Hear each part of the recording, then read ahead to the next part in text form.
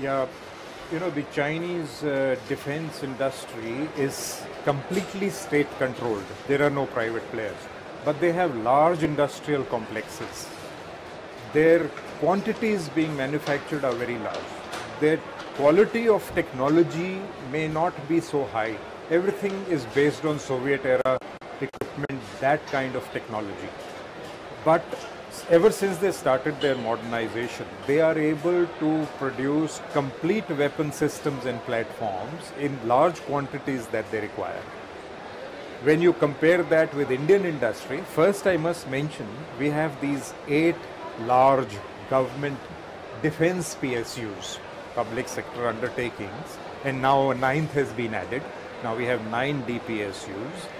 Amongst them, the largest is HAL, in the first 50 companies of the world, defense companies by turnover. But if you look at it closely, these defense PSUs, they are producing major items based on transfer of technology. Their own research and development leaves much to be desired.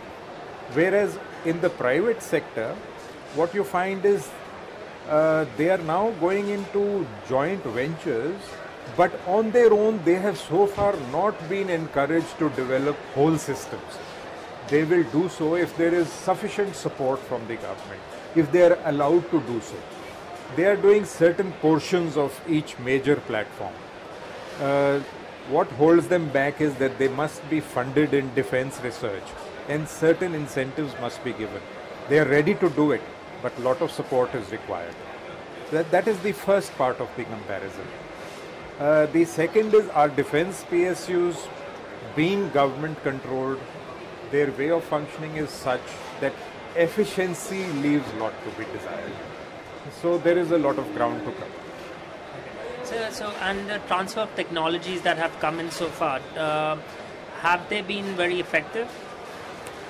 Of course, we have now figures of how much of transfer of technology has taken place, how much of offsets have taken place. But to implement these offsets also, a certain level of absorption is required. I'm sure in a few years' time, our industry will have the capability to absorb also. But there is a problem in actually executing the offset obligations. Foreign companies are looking for partners who are able to carry out these offsets. That's another area which has to be addressed. So how can defense manufacturing in India be developed in your opinion? I am very happy to learn recently during DEF Expo, the defense minister announced that they will even fund private industry for defense research. That's a very good step.